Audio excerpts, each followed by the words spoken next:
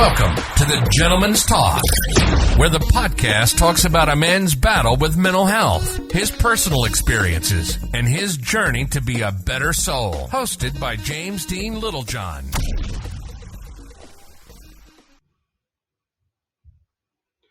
Hi everyone, and welcome to the Gentleman's Talk live show.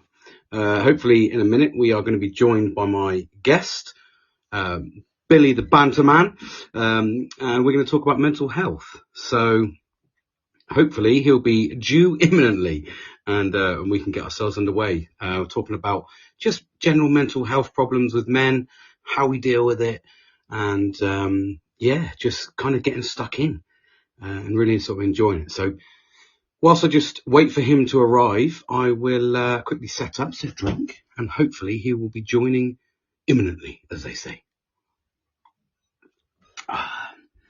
By the way, I hope you've all had a lovely week so far. And yeah. Oh, here he is now. Excellent. Invite away. Yes. Billy. Can you hear me? Is speaker now, yeah. Hopefully. It's telling me you're good to go. You there? Hello, mate. How are you? Can you hear me? Yeah, I can hear you now, mate. Oh! Here we are. Here we are. Everything, you got all set up, mate? You comfortable? I am, mate. Yeah, I'm in the chaise lounge. Excellent. Well, welcome. I have a cocktail. Welcome to the Gentleman's Talk, mate. Got a couple. Eric's jumped on already, I think. So that's fantastic news. Hello, Eric. So I've just managed to set it all up, ready to go. So just whilst I'm just going to introduce you to everybody, so everyone can kind of know who you are. So everyone that's listening and future listeners, this is Billy. This is a very handsome legend of a man. I'm getting a bit of feedback. Oh. Are you near a speaker? I don't think so. Oh, just getting a little bit of feedback there. Don't know why. Went really loud all of a sudden. Anyway, so this is Billy. He is a military man in the Army Air Corps. We've met in my previous employment, and just kind of hit it off talking about mental health really, and our friendship's kind of grown from there really. So, absolute legend and relatable from me in a context that, I'm ex-military myself. Unfortunately, I rise above the rest. I'm Royal Air Force. It's Royal Air Force. and here we are talking about mental health. So did you get my message? That is the question. I did, mate. Yeah. Excellent. So, just to let everybody know, what I do before the podcast is just talk away and send an invite out and send a message out. And what were your thoughts on the message, Billy? Do you want to read it out? I can't see it because I'm on my phone. Oh, okay. Well, I'm on my phone. Oh, are you? Let me see if I can. Can't do it in case I lose I'm just worried about losing my thing. I need to have setups, don't I? No, I got it here, mate. Excellent. Okay, you ready? Yep, far away. So the message was, as a man, do you think you can manage your mental health, or do you wish there was more support? Excellent question. And I'm just to let everyone know, this is my first time. So my first time. Go easy on me, Billy. And yeah, it was. I wanted to hit the mark running straight away with regards to getting right into the mix of it, really. And what were your thoughts on the question? I thought it was a very open question, mate. Yeah. Because do I wish there was more support? Well, what do we class as support? Are you talking about do I wish there was more support from my friends? Do I wish there was more support from my family? Do I wish there was more professional companies? Do you know what I mean? Like phone-in lines and stuff like that. So I mean, I think you have to either specify that or it can be dragged out, I suppose. Yeah. See, I did that on purpose, mainly because it is an open-ended question, in the sense that, as you rightly said, we've got friends. Do we want more from our friends? Do we want more of an NHS background? The NHS helping us. So it was what the main reason of it is what hit the note first with you when you read that question. What hit the note? What did you think friends, or did you go straight to professional advice, professional help? What was your first thoughts? My first thought was what every single bloke would say. They'd read half the question. Do you think you can, as a man, you can manage your mental health on your own? And I'd say 99% of blokes would go, yeah, absolutely fine. Thanks a lot, mate. See you later. Conversation over, isn't it? Yeah, exactly. I think that's a lot of it. Yeah, and do you know what? I 100% agree, because for me personally, thinking and sort of dealing with mental health, and when I first got diagnosed with it myself, I didn't know what to do. I didn't know where to go. There was no signposting for me, and almost when you do go to those signpostings, I always found it was almost read from a script. There was no real empathy in it. So for me personally, I've got more out of friends than I think I'll ever get out of professional advice. So when you got diagnosed with mental health issues, right? Yeah. The doctor must have gone, okay, James, this is, we've gone through your records here, right? So we're diagnosing you with this. Was that it? Was that end of conversation? Here's some medication, take this 3 times a day. Or, do you know what? Surely there must have been some like, hey, listen, we've got this company, this charity, these people you can speak to, go down this avenue. I'll put you in contact with blah, blah, blah. I don't know. Was there not some kind of follow-up? Surely it couldn't have been a cut and dry, take these pills, see you in 6 months' time. See, this is... Or was it? No, this is the scary bit. The scary bit is, now, when I first got diagnosed, I didn't actually get diagnosed before I took medication. So what happened was I was in a real shit state. It kind of, even to the point where even thinking about it now still brings up fucking horrendous memories for me. It's really weird, but I can't, I'm not an emotional person. But for me personally, when I went to I remember being at work, and I remember just sitting there and fucking crying. And now I'm not an emotional person. So for me to cry, and I think in most aspects, to see a man cry, you normally think something's wrong. We all put on a bravado.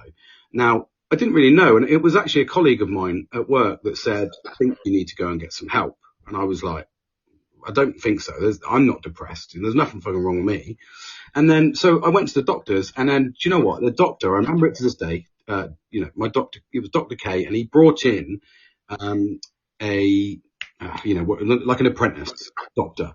And he said, do you mind if this person sits in? And he didn't know what I was talking about. He said, here's James. He knew me because I'd been down a couple of times, just sort of kind of general stuff. And he knew about my car crashes as well. So he knew that there was issues with back and things like that. So I sat down and I was like, no, that's fine, bring him in. So another bloke came in. So I was sat there with 2 blokes, and to this fucking day, he said to me, what can I do for you, James? And I didn't say a word. I literally cried my eyes out, and I couldn't stop fucking crying for 15 minutes. And I was like, and I looked at him and I went, I just want this to stop. I don't know what this is. I want it to stop. So he prescribed. What did you want to stop? You wanted the crying to stop, or the emotions, just being this emotional. I wanted it to stop. It was awful, because I'm not an emotional person, and I've always been, I suppose it's probably the way I've been brought up, very old school 80s, not 70s and 60s, but even 80s, you don't really, you suppress your emotions as a male. You're just expected to get on with it. Yeah. And it's horrible. And I learned very early on that I didn't know what to do. And he gave me medication, said, see me in 2 weeks. And that was it. That was literally it. And then I came back in 2 weeks and he went, how are you feeling? And I went, well, I've just spent the 2 weeks being suicidal. And he went, oh yeah, you get worse before you get better. I was like, okay. Brilliant. Bloody brilliant. Yeah. So, for me, and, we fast forward to that point, and, we get to the modern time now where I haven't been to the doctor for almost a year because I just don't see the point or the purpose in the doctors. And ultimately, I took the decision to crack on and just go, I'm going to sort this out. And that's when everything turned. And that's when I, as we've spoken about plenty of times, that's when I engage with you. And because I'm open and honest, hopefully it draws people into being open and honest. And that's what sparked us to chat and talk and understand your own scenario. Yeah.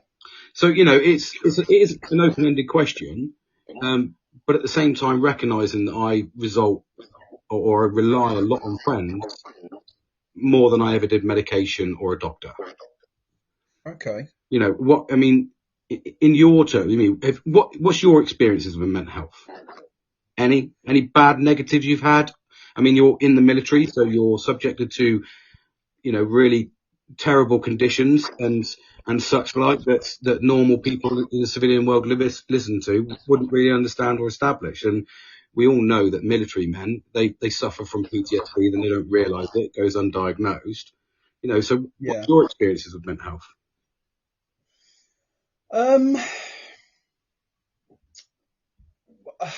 I think that mental health issues in recent times have been more accepted now. Yep, agree. 100%. And I also believe that there, more than ever, there is so much support out there available to everyone 24/7, 365, whenever you need it, in whatever context you want it.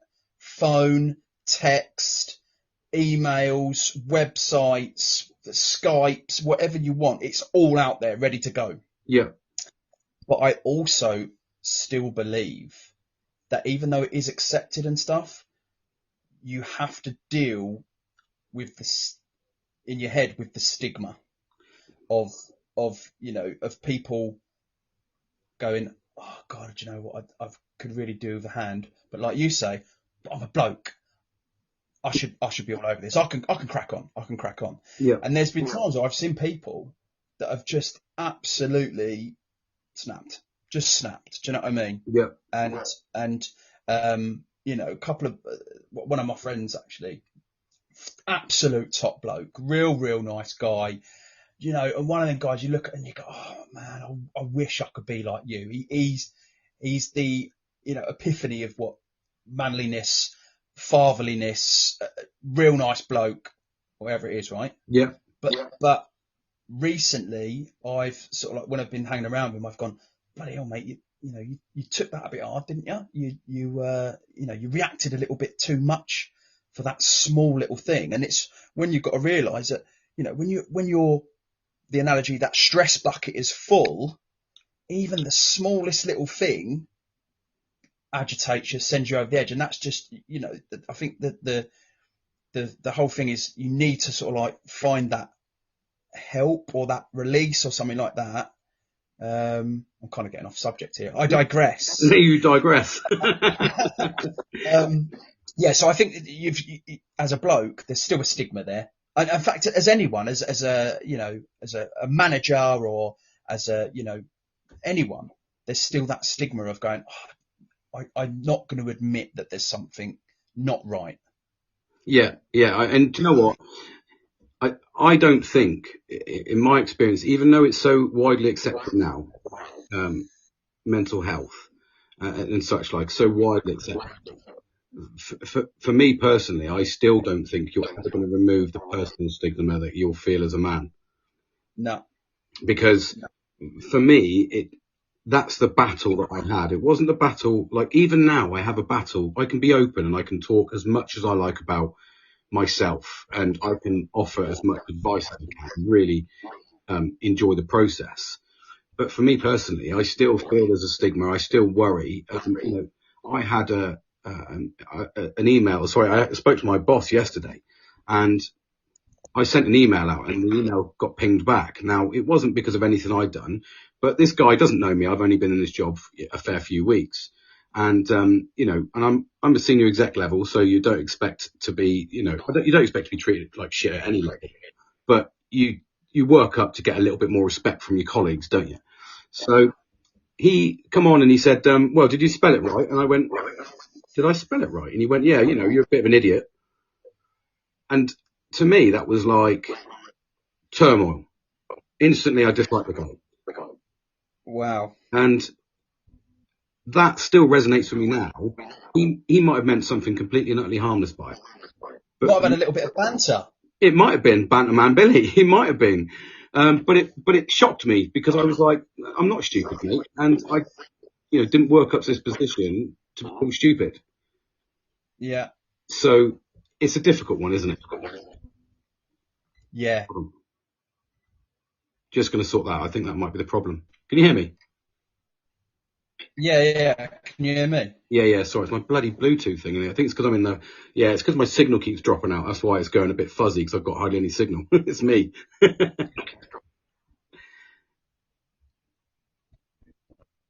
Can you still hear me? Yeah, I think it's the little things at the straw that breaks the dog's back. However, yeah, man.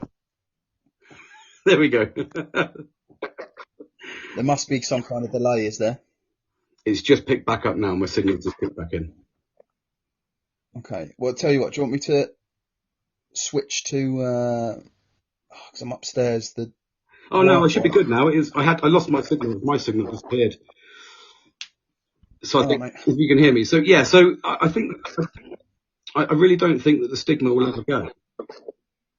I don't. I think it's going to be even if we accept it, until we get rid of a certain generation just above me. And no, I don't mean get rid of them, but until we get rid of those people that still don't accept it, it's still widely unaccepted in workplaces. Yeah, but it's not openly unaccepted. Do you know what I mean? No, it's become the dark underground now, isn't it? People going, oh, I don't want to mollycoddle them. Whereas now we just open up and talk about it. But there is a fine line between talking about it and milking it, so to speak, isn't there? Yeah. But you always bring bad apples that will milk any situation. Of course, yeah. And, we face these battles all the time. Just for instance, I know we're in a situation at the moment, and I told you earlier on about an incident that happened with me.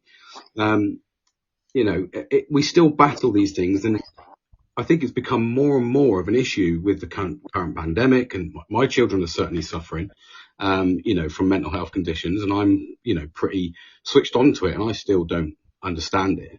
So it is relevant, but, I think that for me personally, like I said, to sort of go back to the subject, and for me personally, I think it's the friendship side of things that gives me the most value out of everything. Yeah. I also think that men need to be, a lot more open, a lot more honest. I mean, how do you feel? I mean, do you feel you're an open person are you more of an open person with the right people, or are you reserved until you find the right people? So this is really strange, isn't it? Because, if we go back to sort of like our first sort of like icebreaker conversation. Yeah. We knew each other, didn't we, through work? Yeah. And it was just that, hey mate, any chance you could just come up and just have a look at this thing? It was a health and safety thing, wasn't it? Yeah. And then it was just we chatted for what, 2 hours, nearly 3 hours, I think. Well, my boss thought I was lost. Do you know what I mean, though? And bearing in mind, we hadn't really, spoke. We hadn't had a beer or anything like that at that stage, had we? No, that's what I mean. Nothing at all. Literally to the point where I walked in. The only thing I'd done is audit you. Do you know what I mean? Yeah. And I was like, oh God, I don't actually want him to come up. Yeah. Look at where we are now, a year later. So maybe, if you look at it from the other perspective, maybe it's not your friends that you need to, it's not your friends that you need to talk about this. It's maybe some kind of outside perspective, someone that doesn't know you. Do you know what I mean? Yeah. Do you know what, mate? That's spot on, because for me, I think that the reason that we openly spoke was probably because I was so honest about my PTSD, and I kind of said about my own mental health issues because I was being honest and open about it, because I've got to the point where that's easier for me just to explain, because then when people see that I might react funny or I might have a bit of extra OCD, that at least I've explained my situation, and I feel that gives me, a little bit of a relief and the pressure that I would feel when I walk into a scenario and I feel sort of insecure. Yeah. And I think that got us going, that got us started, and then it sort of kind of developed from there. But I would say it's like I've got a friend of mine, and he'll be on a future podcast, and I've known him 28 years, but I know for a fact that he will almost say the nicest of things in a nice way to make me feel good, not actually give me the honest answer. Right. Because that's human nature, though, isn't it? We don't want to make people feel bad. No, and that's where I think you get that unbiased opinion from somebody new. I've got another friend as well that, in this little group that I've sort of nurtured, if you like. And I've known him for years, and in fact he's joined the call today, Nelly.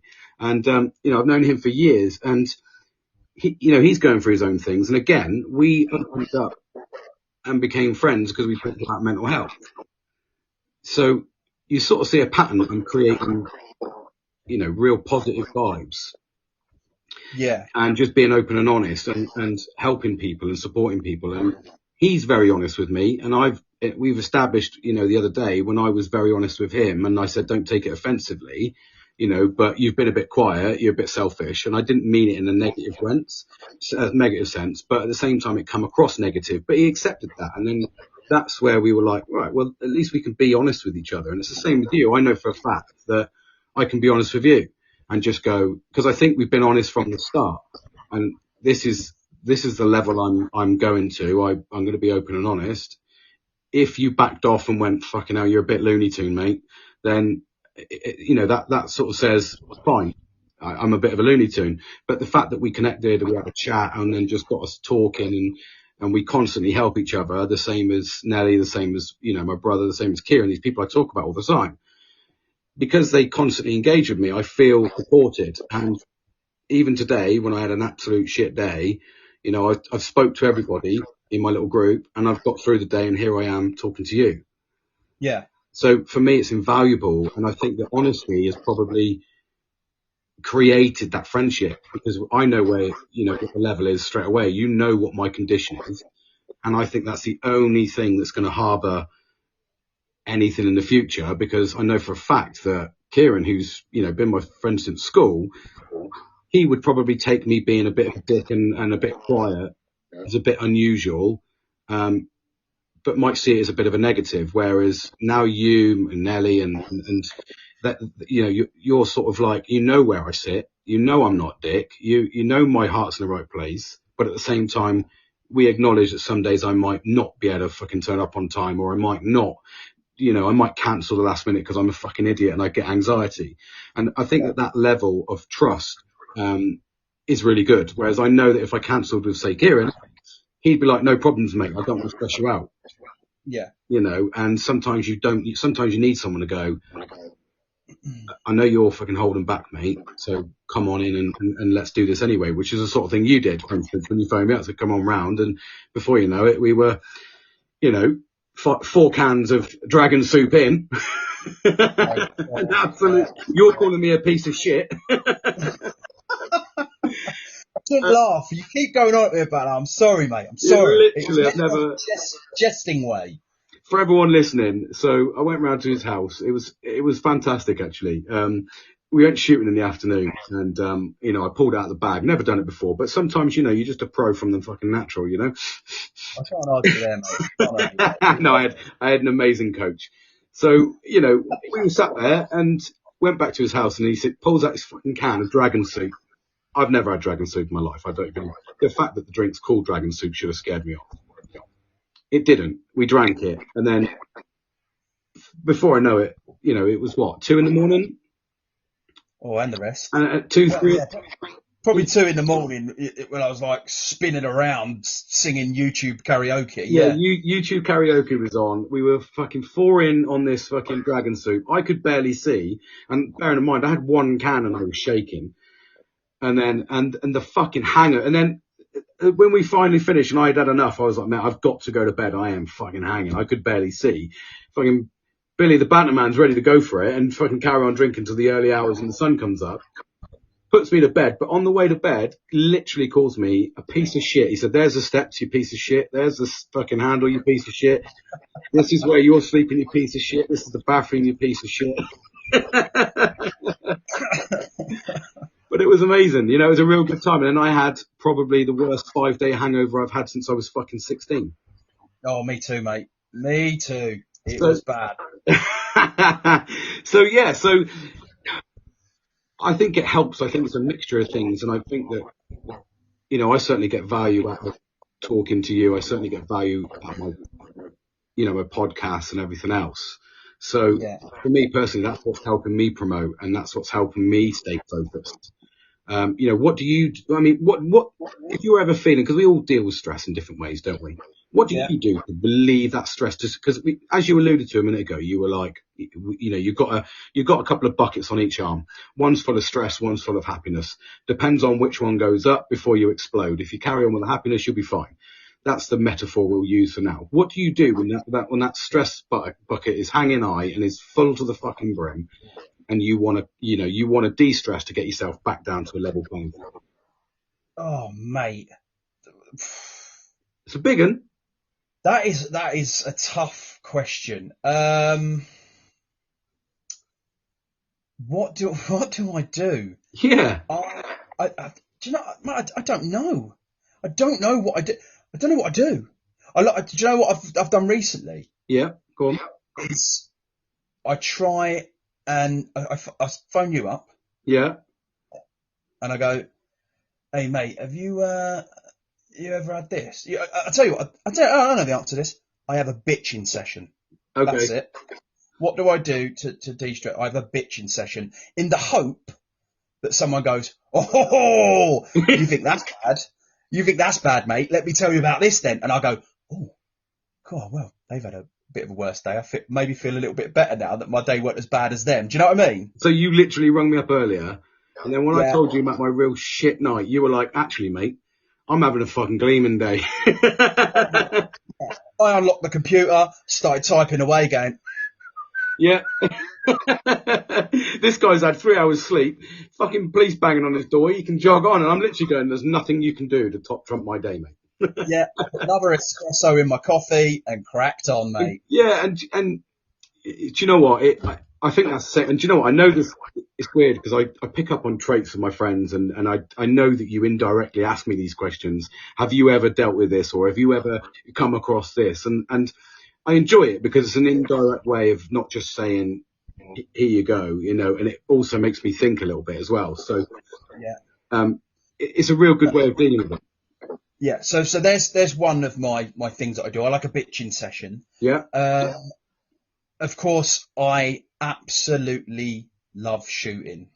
Yes. And I think that anyone who, if you haven't got a hobby or a sport or something like that, you're missing out, because that is what I call the release. And when I'm very much like you, mate. When I get into something, I'm in deep. Do you know what I mean? There's no, like my shooting, I ain't going out with a 50 quid gun and 5 cartridges. You know, I'm sitting there, I'm watching YouTube videos, how to improve a thing. I'm paying for lessons.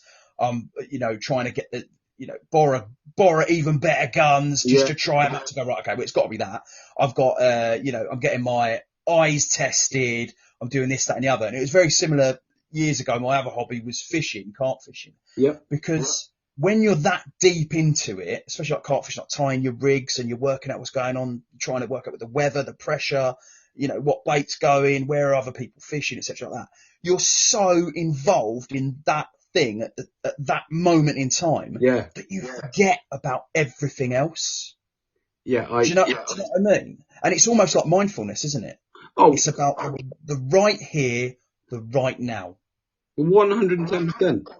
And I think that whenever I've spoke to people that manage their mental health well, you know, they're always doing something recreational, fun, that takes it away from the normal mundane shit, you know, that we deal with on a daily basis. Yeah. For me, I've had an abundance of sports. I probably still haven't found the right sport for me yet. But at the same time, and that was, do you know what? That was relevant to me last year, because last year I did absolutely nothing. And I know we were dealing with a pandemic, etc., etc. But last year I didn't do any sports at all, and I struggled right to the point where when I got to, you know, Christmas, when it was dark, dingy, and we all get a bit fucking shit weather time, I hadn't done anything to boost me in the mood, you know, get me in the sun. I normally do wakeboarding and things like that. And I know, Yeah. and obviously, you know, December was when I was at probably my biggest, you know, rock bottom in the last fucking 10 years. That's when I overdosed, you know, and I say it blasé because I try to accept it, and it is a part of me. But at the same time, now when I talk to you and I talk to people around me, and I realise what I've got, and also that I'm nurturing the right people around me to help me boost myself and get me involved in, like I said, I would have never done shooting. I haven't done shooting since, I've done it once in my life, years and years and years. I think it was I'm sure I want to say it was my 30th. I want to say it was my 30th, and I haven't shot. And before then and even then I was dog shit. So to do that took me out of my comfort zone and got me back in, and I started enjoying things. And then, like I said, I go and do this thing monthly where I go and swim in the sea, and that's brought me and other people together. And Nelly, for instance, you know, we go down to Bournemouth, and he opened up his fucking boot and he provided breakfast for us and had. Oh, is he the breakfast bap guy? He's the breakfast fucking. The delicious, oh, crusty bread. Oh, I was mate. jealous, mate. My mouth was dribbling when you were saying about that. Mate, it was such a good fucking breakfast. I expected a little bit of rubbery bacon in one slice. You know, I didn't even know that was it. I just expected that and a bit of cold tea. This fucking guy pitched up with, you know, baps that I'd never even tasted fucking before, crispy bacon, shitloads of tea. Oh yeah. It was good stuff. And do you know what? That's what and that made me so fucking happy that I'm still fucking excited talking about it. And this is where I'm saying, when you're surrounded by the right people, yeah, you're making memories that is perking you up, it's picking you up, it's relieving that shit bucket. I think you've hit the nail on the head there, mate, by saying the key words there are the right people. Yes. Because you know, I've got, you know, a good few friends and some, you know, real close colleagues and stuff like that. And some are the right people for certain situations. Yeah. And some, and you know, and them same people, I wouldn't even consider them, you know, chatting to them or doing certain things with them in a different situation. Do you know what I mean? Yeah. So it's like, you know, you know, when I chat to you, I mean, when you came in the office that first time and we started chatting, and I went, oh mate, I said, yeah, I said, you see that little sad lamp there? You know, my white sad lamp in the corner. I said, see that there? You went, yeah. I went, see that? I get just a bit pissed off in the winter time. And you went, yeah, sad lamp. And I went, yeah, how do you know that? And that's how we got talking about it, wasn't it? Yeah.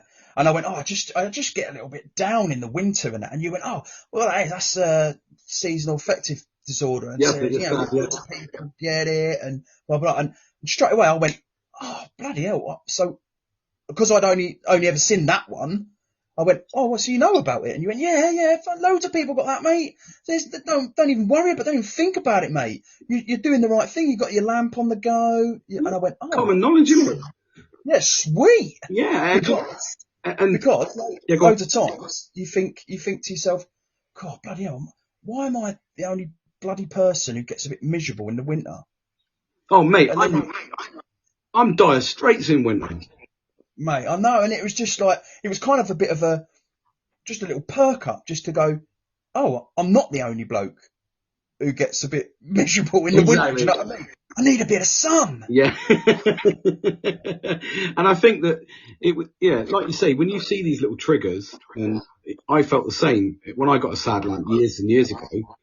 I thought it would help me. I didn't really utilize it to its full effect. But when I got it, no one around me had even heard of it. No one was really paying attention to it. And so when I saw it in your office, I was like, fucking hell, what's he got one of them for? And it does it because I'd seen the signs. And before you know it, that's when I sat down and what's he called? Breakfast Bat Guy, new nickname. That's him down there, mate. Breakfast Bat Guy. He's going to have to change his name on here to Breakfast Bat Guy, the live podcast. Old Bappy. Old Bappy boy, yeah.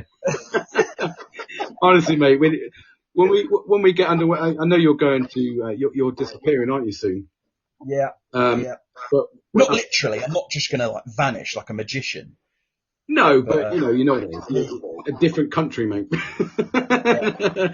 But we'll have to get some sort of get together, mate, because absolutely the four of us, mate, will have a fucking hoot. But yeah, I'll tell you what I'm not bloody doing. I am not. I say not, as in never say never, but I don't fancy getting in that cold sea in the middle of bloody winter, though. Oh, mate, it's amazing. Absolute nutcases. No, it is absolute. Like I did it on obviously New Year's Day, or 2nd of January was my first time I did it, and then I spoke to Cold Water Therapy to Breakfast Bat Guy here, and he went and did it on his own because we were supposed to go down, and he said, "Oh, I'm going to do it on a Sunday," and I was like, "I could do Sunday," and Sunday the weather was absolute. You fucking you love it, Bilster. Bilster. And he went and did it on the Saturday on his own. Like literally, just you could see his fucking enthusiasm. And then when we went down, all of us down, it was fucking crazy, mate. I absolutely loved it.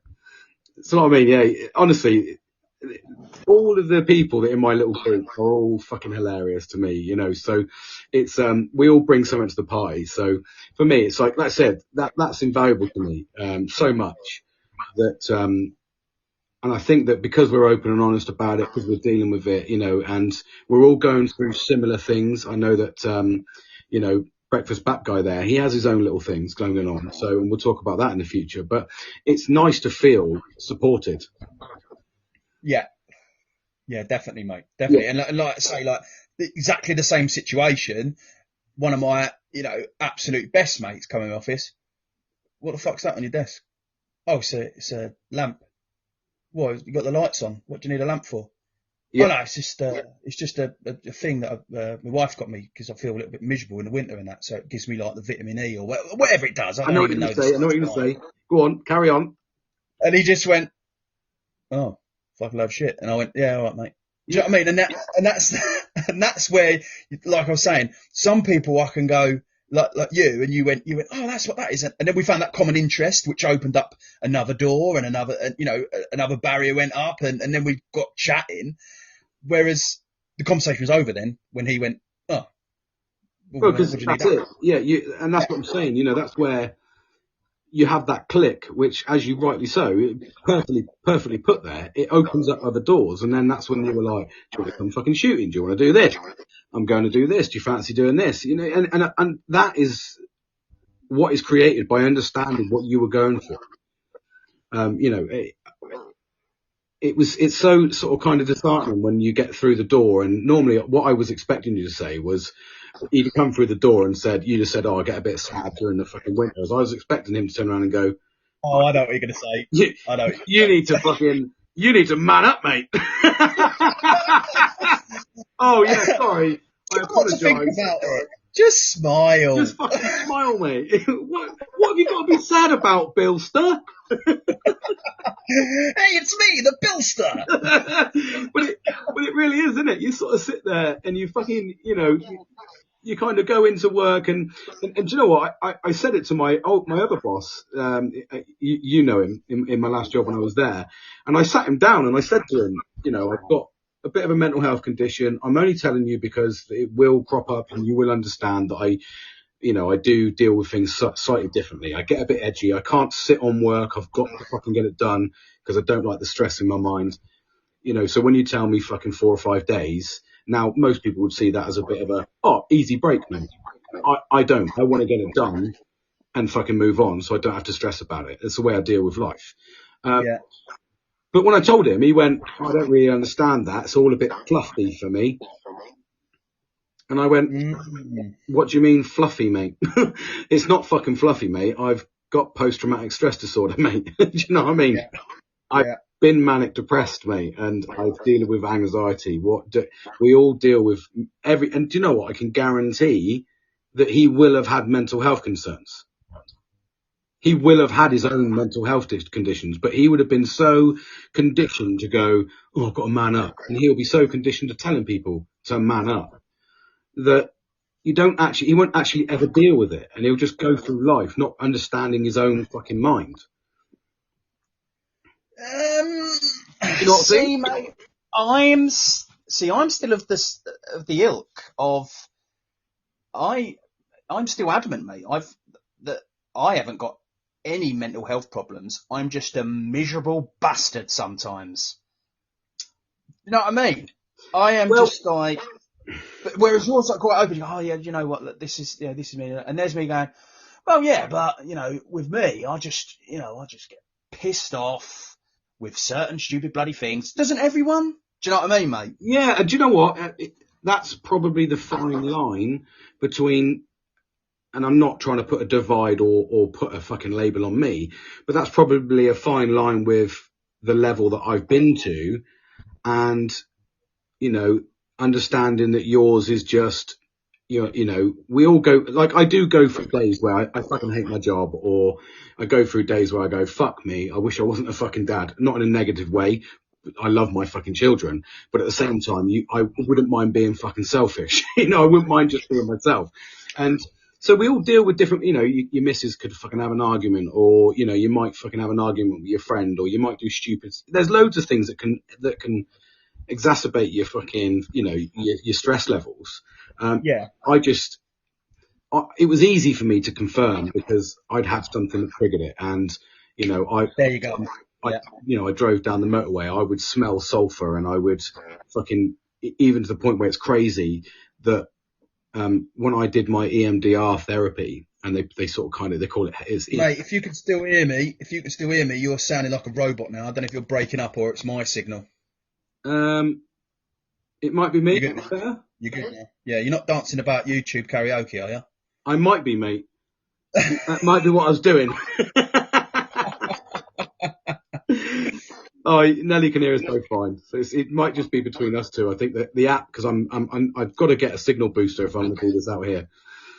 But yeah, I think that maybe because we all have to manage stress. There's healthy stress, and I've spoke about this before. There's healthy stress and there's negative stress. I think personally, you know, when I was in EMDR training and EMDR therapy, that scared the fucking shit out of me. Like, what's that? What's that? As part of my cognitive behavior therapy, CBT therapy, I had like 38 therapy sessions.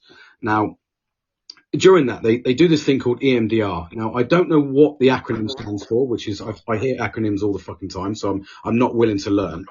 But what I do know is the process. And what they do is you sit in a chair, your hands have to be, on your knees. So your feet on the floor, hands on your knees. And then the therapist will tap your hands, and you shut your eyes, and then you listen to the taps and feel the taps through your hand, and it hypnotizes you. Now, I've never been hypnotized, so I was completely and utterly fucking skeptical about this. But the first time, she talked you through the scenario, and the whole purpose of it is to press play, because with post-traumatic stress disorder, what it means is, yeah, that's it, he's got it. Eye movement desensitization, that's it, and reprocessing. So that would actually break it down for you. Eye movement desensitization and reprocessing. And what the purpose is you go into that hypnotherapy state, and she talks about the accident, and you relive the accident. And when I say relive it, you fucking relive it. Bloody hell, mate. I sat there, and she said my eyes were closed because I was hypnotized, but my eyes were flicking around. And halfway through the EMDR therapy, I started singing the Christmas song that was playing on the accident that I had on my first accident. No way.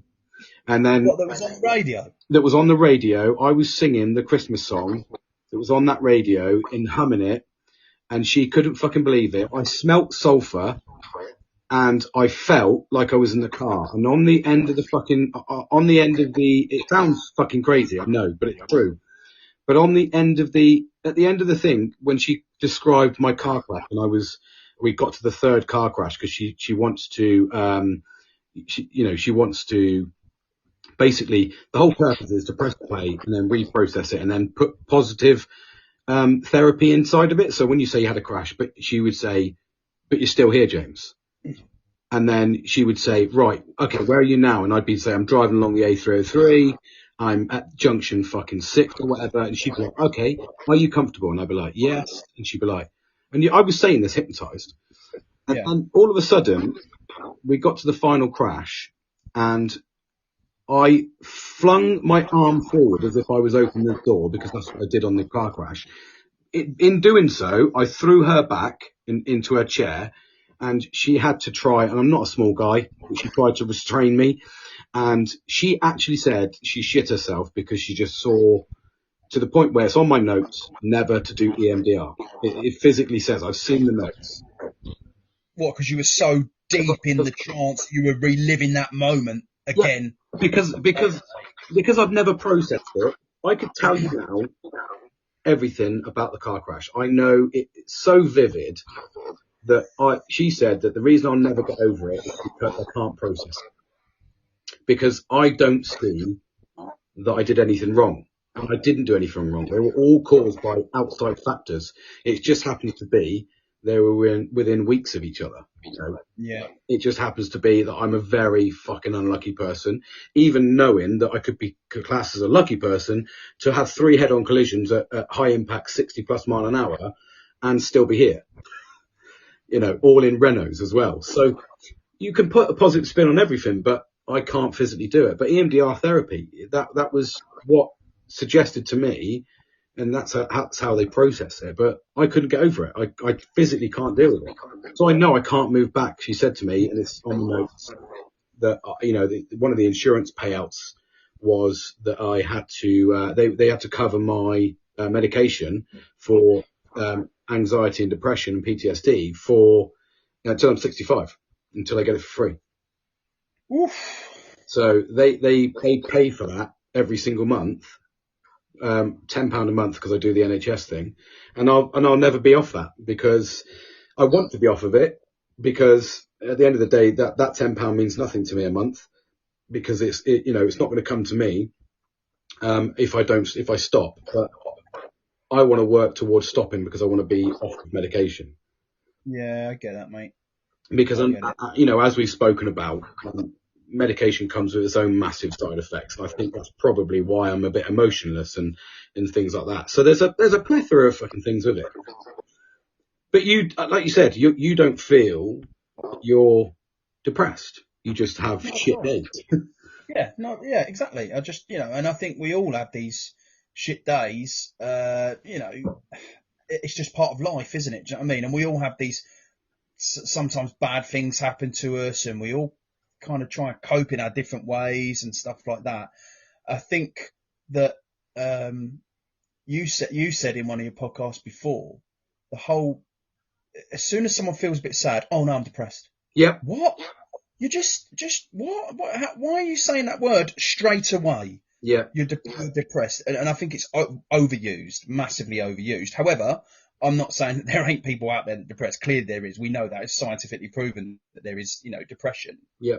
But people are using it frivolently. Is that what frivolously? Yeah, frivolously.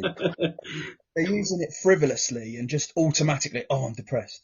Yeah. No, you're not. You're just sad because you didn't get that promotion, or do you know what I mean? You didn't, whatever. You didn't win that game. Yeah, and he prefers frivolent. Do you know what? it is used way too much. And, you know, I've had my own daughters come up to me and say, I'm depressed. Now, I'm probably the worst person to say that to, because I'm like, you're not fucking depressed, mate. You've got the easiest time of your life. You're just a bit pissed off that you can't go out because the weather's shit, or your friend's on holiday and you can't see her or him, whatever. I think it does get, you know, massively abused.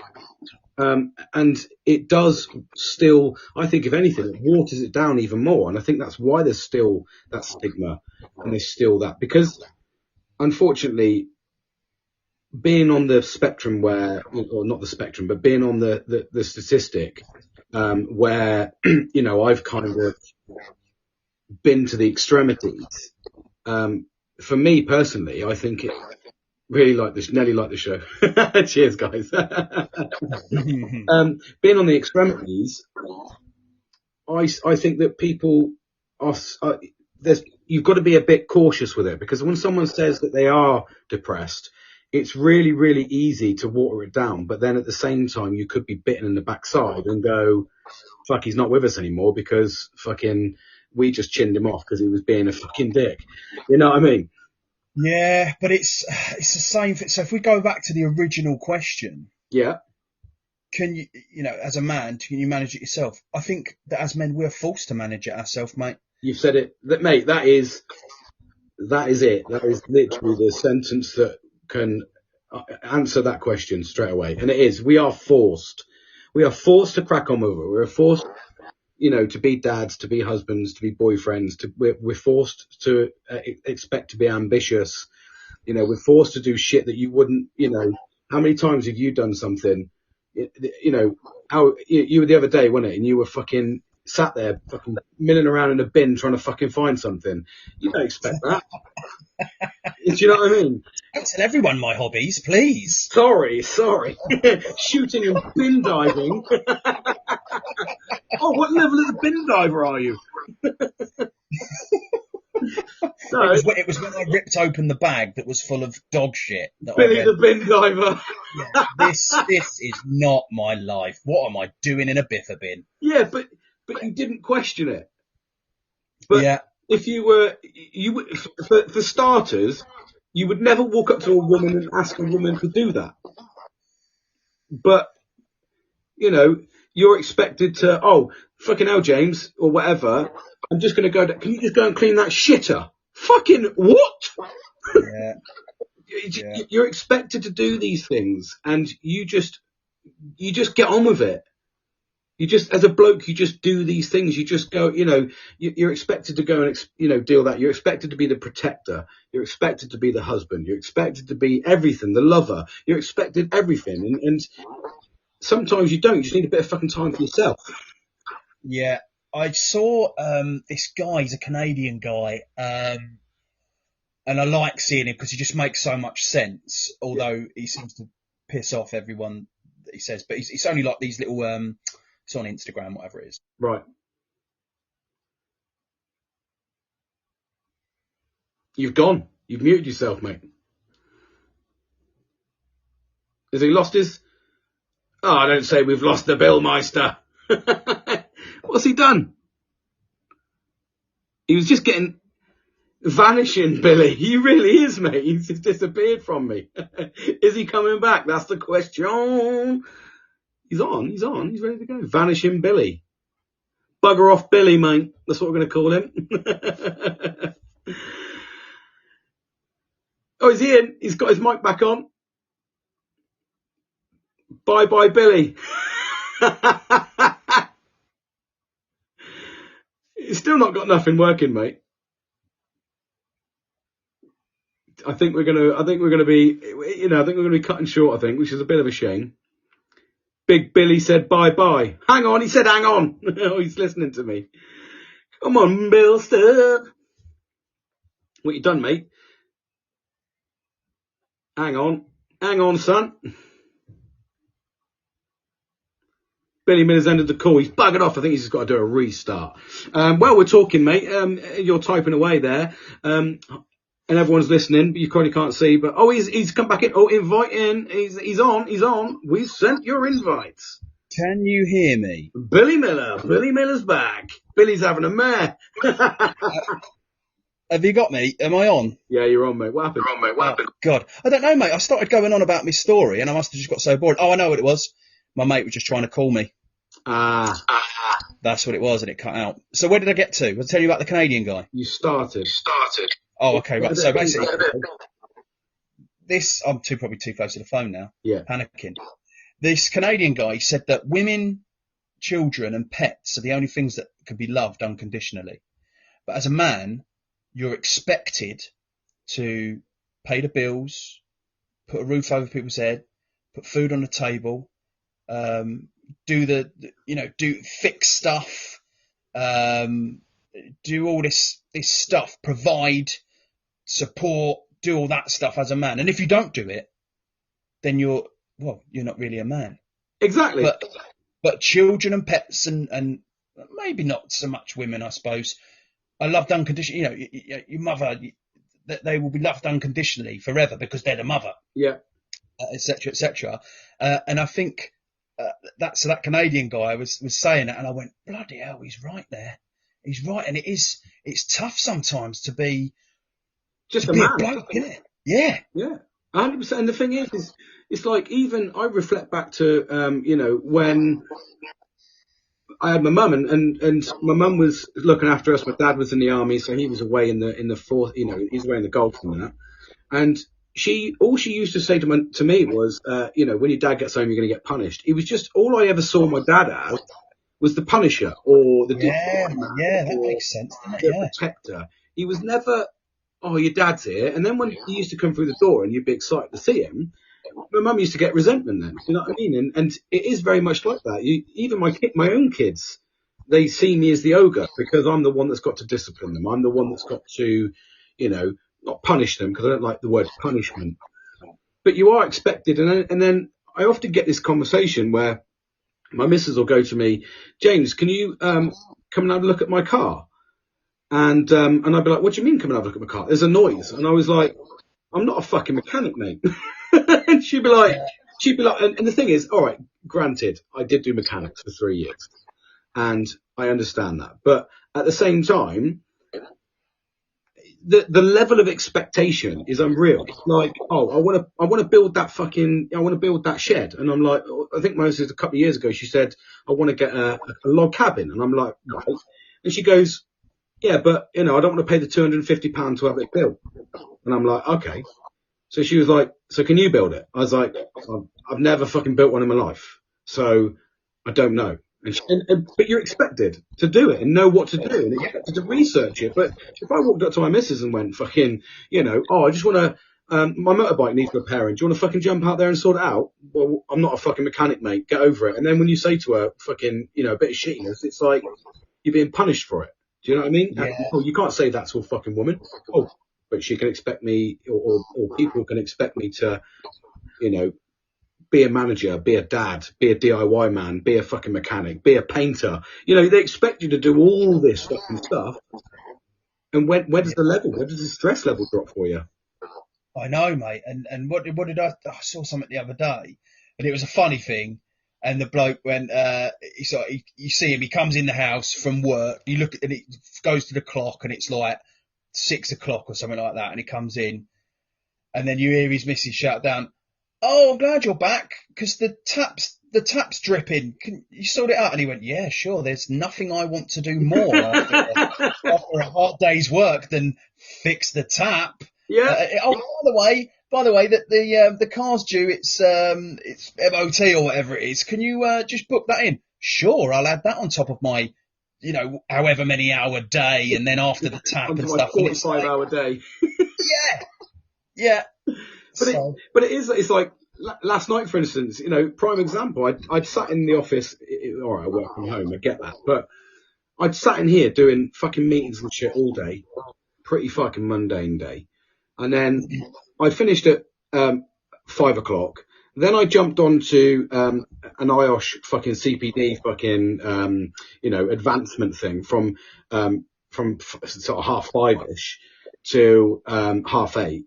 And then I jumped straight on from that to doing. Whilst I was doing that, I was writing my degree, and then I was doing my podcast. And then I walked in and went, "Oh, tomorrow, because you haven't made dinner tonight and you were supposed to. Can you make dinner tomorrow?" And I'm like, of course I fucking can. Of course I can. I tell you what, mate, and I tell you what, the second that you say, oh, piss off, Yeah. you're the bad guy, mate. You are the bad guy. Whereas, let's turn it around, and you say to your wife, girlfriend, whatever, you say to them, and they go, oh, piss off. Us as blokes, well, maybe not everyone, but us as blokes will probably go, are you all right? Why don't you go and sit down, put your feet up, let me pour you a glass of wine, and we'll watch some telly. Yeah. Don't worry about that. Whereas when it's on our foot, oh, can you do that? And you go, oh, piss off. They're like, you bastard. You piece of shit. I do everything for you. I can't believe you just said that. Yeah. And you're like, what the hell? Why does it work this way for me and that way for you? It doesn't make sense. It's just double standards, isn't it? It's yeah. The level. We shouldn't tar everyone with the same brush. I'm sure there's many, fantastic, loving relationships out there that teamwork makes the dream work. However, I think there's probably a lot more that are, like me and you, where we go, oh, in my head, I really want to just say, piss off. Yeah. But you don't want to have the backlash, mate. No, you don't. And yeah, there's a lot of people out there that will be probably sitting there going, oh, this isn't me. And I get that. We all have different experiences. But at the same time, it's just, as you rightly said, there's probably more people that are sat there, expected to be all these different people and wear these different fucking hats. You're a safety man. When you've got a fucking kid and it's falling and you've got to fucking gather the reactions of a cat to fucking catch this fucking kid that's just doing something stupid. You see those videos, you're expected to, and whilst you're doing all of these mechanical DIY jobs and everything else and trying to fucking hoover clean and assist because you don't want to put too much stress on them, you then got to try and fit in that little bit of time for yourself to de-stress. Yeah. And it's almost like you've got to buy your your own time. Yeah. Yeah, you do. So, do you know what I mean? Because I know certainly like when I go, right, okay, I've got a competition coming up on Saturday. Am I still there? My watch is buzzing. Yeah, sweet. You say I've got a competition coming up on Saturday. Oh, well, make sure you do this and you do that and you do that. Get the chores in. Yeah, you got to get the chores in. Don't think you're leaving the house without that dishwasher. And you're like, oh, come on, it's the dishwasher. I'll do it later. Yeah. And then straight away, mate, you think if your stress bucket was nearly full because you're thinking, right, okay, I've got to nail this competition later on. My head's in that game, and then all you're thinking about is this bloody dishwasher and the Hoover and the broken tap, and you know what I mean, and the tire pressure's low, and you go, oh bloody, and all them little things, them little bits of stress and thing that add up to makes you anxious. You get a bit of anxiety, and you're like, oh no, I really don't need this. But it's part of being a bloke, isn't it? Well, and you know what? It is. It's part of being a bloke. You accept that, and we accept that. That women will be exactly the same. They have their own stresses. They worry about different things, but it's always that type of level of expectation. And then when you're dealing with the stresses at work, and you're dealing with potential fucking idiots at work, and you're dealing with all of that stuff, and then you've got your mind filled knowing that you've got to do these things. And I always get that, it's always given to men that he'll do it when he gets round to it. And it's not, it's just, it's stress shit buckets full, and your priority is really fucking low to put that shelf up when I've got other bigger stresses that I want to get off my mind. So when I do it, I'll do a really good fucking job, and I'll do it on my fucking schedule and my time. But what happens is when you don't do that, and then it turns into a little argument, your stress bucket's full. So your reaction then is literally, your reaction is literally going to be massive and fucking huge, and you're going to want to fucking tear people's heads off. And they're like, fucking hell, mate, what's wrong with you, you angry bastard? Yeah, Because you shit from all I don't know if you've seen it, and some of the guys that, if you're not in the military, you won't have seen it. But on the back of sort of the inside of like the toilet doors, there's like a poster about like flight safety. Have you seen them ones? I've seen those disgusting posters, yes. And one of them, it's got this big like fuzzy word, big red, saying stress, right? Yes. and it's a guy next to a helicopter, and in like these thinking bubbles above his head, it's got moving house, dentist appointment, MOT the car, wife's shopping trip, take her there, blah, blah, and there's a list of all these things, right? And I looked at it the other day and I just burst out laughing, mate, because it was actually my list. Was bubble out of his head. Fucking me? Honestly, I looked at it and I went, oh my God, that is like a tick list for me. And it went, stress. Don't get too stressed. And the thing is, and that's where, you know, your anger then comes in. How do you manage that on a daily fucking basis when you look at, I mean, if you can look at a poster like that that's screaming stress and relate to it like that, you know, you've got to say to yourself, fuck you know. But what do you do about that? That's where we come in as friends, and we let, like you say, you love a good fucking bitch session. So that's your way of getting out and you know, realizing that your life isn't that bad when you've heard about fucking horrible stories, you know. So I get that, and that is that's a way of dealing with it, because it puts your life into context. And you know, I can easily say that today when my daughter was fucking going off her fucking head and it was claiming that, you know, she had mental health problems. Well, that's what they said at school. And I sat her down and went, just come here. So she came out because, you know, I took her off for the day to have a chat with her. Sat in front of my screen and I said to her, just sit and watch this Teams meeting here. Have a fucking listen to this. And she literally went, she was smiling at me and she went, what are they saying? And I went, exactly. So don't sit there and say you're fucking stressed and you're depressed when you've got fuck all to worry about, and I'm trying to have fun whilst listening to this shit because I'm being paid to listen to it, and you're sat there saying you're stressed when you can go out and enjoy your life. Can I just let our listeners know, if you're just tuning in right now, this isn't parenting tips from James. Please don't sit your kids down in front of your Zoom meeting. They will hate it. She literally looked at me with utter disgust when she was listening to a compliance Teams meeting about fucking asbestos. Oh my God. Dear Diary, this is what she wrote. Dear Diary, today, jackpot. I have learned what it's like to be an adult. I'm so fucking impressed. Next week, Legionella with Dad. I might sit her down, mate. She might learn some compliance tips. She might even teach fucking me. Mate. Oh, but brilliant. yeah, man, it's a fucking dog eat dog world at the moment. But you know, I'm really, really thankful, if I'm brutally honest, with the people that I've got around me. And I know that is what gets me through. Yeah. And the right people. The right people, exactly that. You listen to any of my podcasts, I harp on so much about having the right people around you, because we can have hundreds, thousands of people on fucking Facebook, social media, whatever you want to do. And we sit there and think, oh, fucking hell, I've got like 40 likes. Everyone fucking loves me. And it's not true love. It's not true friendship, is it? In most cases, I'm scrolling through, I'll click like.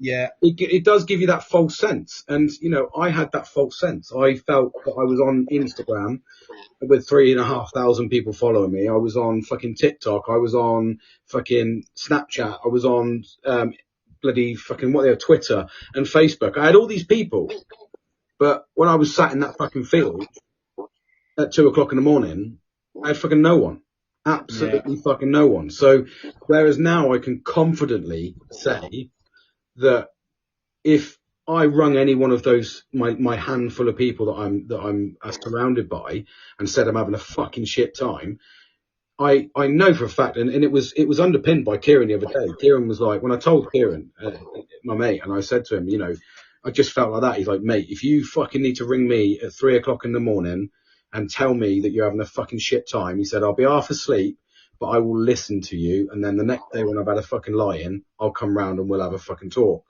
And that to me was invaluable, because it's so important to, and I know for a fact that if I rang any one of you, you know, I'd get years of stick for it, but at the same time, it'd be the friendly banter, knowing that I'm still talking to the right people. I'd be 2 hours late on purpose. Or you just wouldn't turn up, mate. Or You'd organise it, come up and have a cup of tea, and then you just fucking shut the door and go, Billy Miller's out. Just to let you know, it cost you 57p to boil that kettle for no reason. Cheers, easy. Piece of shit. So one of the things, I know we're getting on for time here a little bit, but one of the things that I've noticed with your podcast, and obviously, your reasoning and your coping mechanisms is all to do with the right people and the friends that you've got around you. Yeah. But I know there are going to be some people out there that might not have that group of friends, or might not even have many friends at all. Yeah. And I think that when you're in that situation, things are going to be real tough. Oh, shit. Yeah. You know what I mean? Yeah, they're going to be real tough. And I think that's where these real fantastic, really good support groups and, charities, etc. I think that's when they come into their own, mate. Oh, do you know what? 110%. We're not. I feel very privileged that I've been able to sort of compress my friendship group down to ones that I know that are valued. I know there's people that can't compress friendship groups because they haven't got a fucking friendship group to compress. So yeah, the two pieces of advice that I would openly give to alleviate those pressures is, as you've rightly said, utilising the the NHS system, utilising whatever professional advice you can get hold of, even if it means going to group therapy. I know I've openly said I don't fucking like it because I just don't. Which is ironic because I really like talking to people about problems, but you stick me in a group and I find it just negative listening to other people talk shit. But then at the same fucking time, or not talk shit, but talk about the problem side. But at the same time, I understand that could be the stepping stone to getting you on the right path and offering you that advice that I'm not capable of because I'm not a professional. So 110%, I would, if you can't do that, then, well, you can always do that. But another alternative would be to go to a group, to start a hobby where you will find friends and you can relate and you can. I mean, I went wakeboarding and made some amazing friends.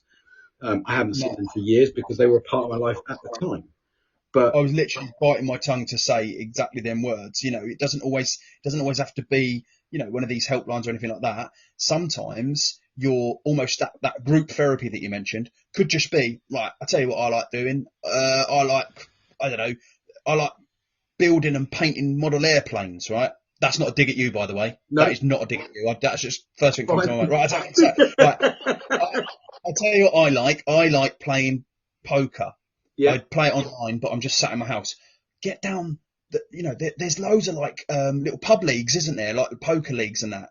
And you'll go there and you'll meet people and you will talk and and that's, that could be both your stress relief and you making a new mate who might be in exactly the same situation, and you'll find that common ground. Boom, instant stress relief, pressure relief. You're socialising again. Do you know what I mean? Or five-a-side football. You might love football, right? I'm going to go and join a bloody five-a-side football league. Or do you know what I mean? These little clubs. And I mean, the thing that I go to, a couple of times a month, and that I love it. Yeah, I absolutely love it because I just get there and it's just absolutely fantastic. Well, I love it. You're with like-minded people. It's like anything you do. If you've got a hobby, whether it be fucking gaming, which I was massively addicted to, to the point where I can hand on heart say I went maximum geek and I was number fucking 2 in the world on Battlefield 2 in a helicopter, literally on the leaderboard at number 2. I was that addicted. But then at the same time, I made some fucking amazing friends and ended up getting invites to America, probably to get fucking chopped up in Hills of Eye. But I'd have fucking taken it. But the thing is in everything I've done, whether it's wakeboarding, whether it's, playing fucking pool or, whatever I've been doing, I've always met people, like-minded people, and got talking. I mean, I have been privileged. I've always had I've always had good friends, and I've been very lucky. I can hand on heart say I do have a friend that has been mates with me for 28 fucking years. So I've never really felt that worry of fine. But if anything, that's just given me the foundation to be surrounded by even more fucking amazing people like fucking yourself and Nelly.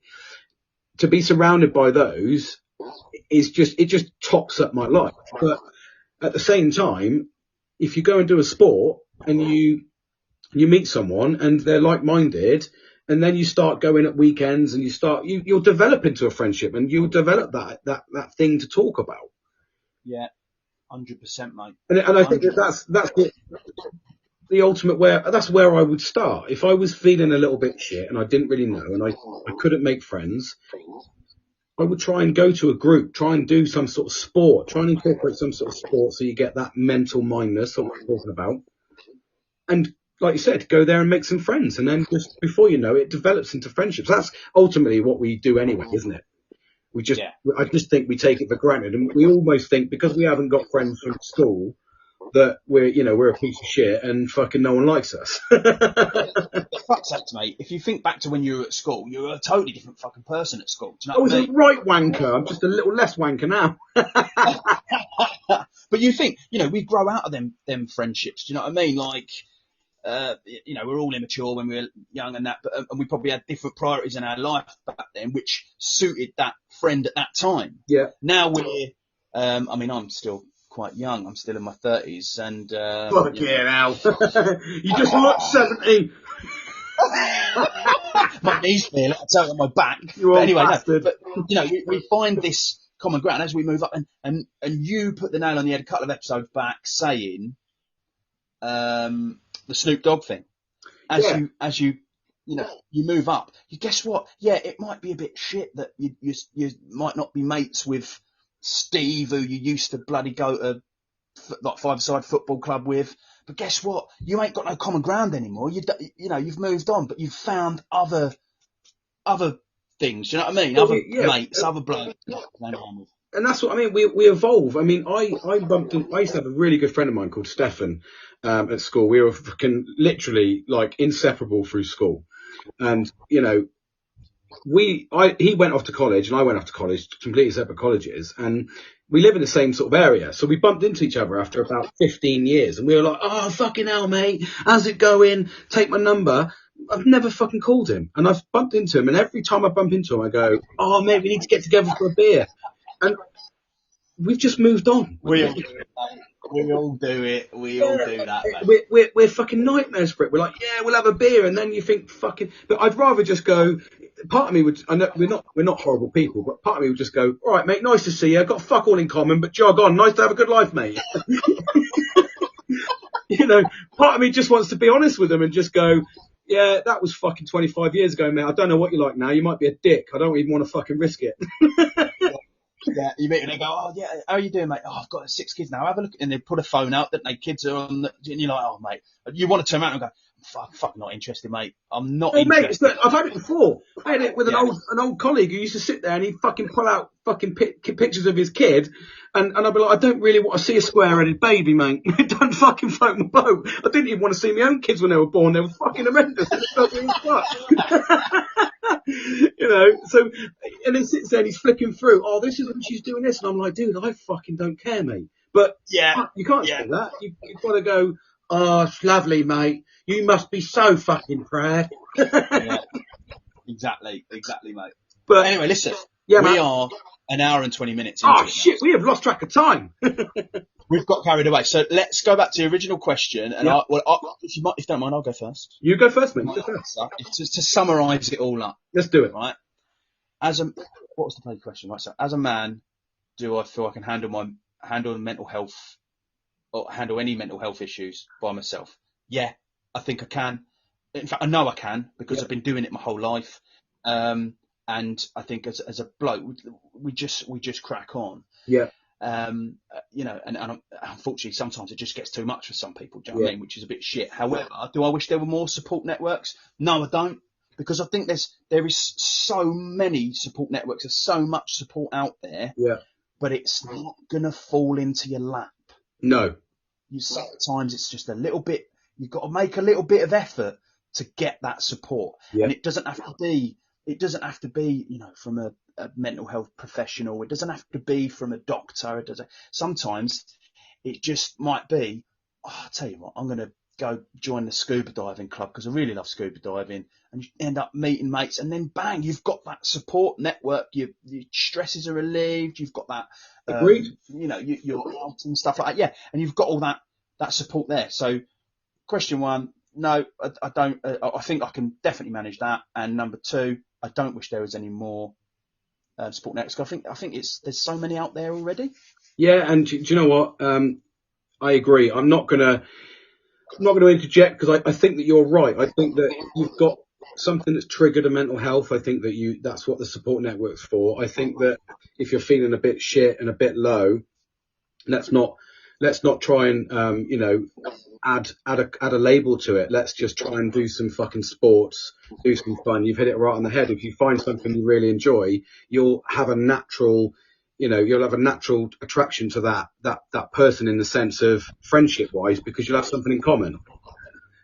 It's the same as if you go out and look for a partner. You don't, they say opposites attract, but you go to something that's going to be relatable, something that's, something common ground wise. We just need to adapt that to friendship. But thank you, mate. I'll wrap it up there just because this has been fucking stellar. And for our first ever live podcast, I'm fucking super proud. And thank you. I just want to say thank you very much for you attending, mate. And thank you for your input. I really appreciate it. And I look forward to many more live podcasts with you. I really appreciate that. I just got one more thing to say. Yep. This is serious though. No matter what we just said there about, blokes who can handle it and go out and join a club and stuff like that and find these support mechanisms. If you are out there and you are on the edge, that you're either harming yourself or you're thinking about, going even further than that and ending your life. That is 100% when you definitely need some form of medical professional. Or definitely contact Samaritans or one of these helplines. Don't be. I've got to say. I mean, I haven't never been there, but don't be ashamed of it. No, and that you need help. Exactly, and do you know what? That is why I'm still here. That's because I reached out, and the whole purpose of the reason why I've created the Gentleman's Talk is showing and proving that you need to talk. It's okay to not be okay, as they say. And like you said, you've got Samaritans, you've got Mind, you've got Calm app, you've got all sorts of stuff that can, get you involved and you help. But don't suffer alone. It's fucking horrendous, and I've, I wouldn't wish that upon anybody. So make sure if you're at that level, as Billy has rightly said, get yourself that professional help. Yeah. Thanks for having me, mate. No, we got lots of conversation there, a few laughs. You have been amazing, mate. You've been amazing. Like I say, the first one, I was a bit nervous, a bit apprehensive, but it's been I can't believe we've been talking for an hour and 22. I know. So, and thank you to everybody for listening. You guys that have stayed and listened to us, and anyone else listening to this in future podcasts, come along, join us, jump onto Podbean, and look out for some more lives coming this way. Especially Nelly the Batman. Nelly the Batman! He's on next, mate. He's going to be coming up next.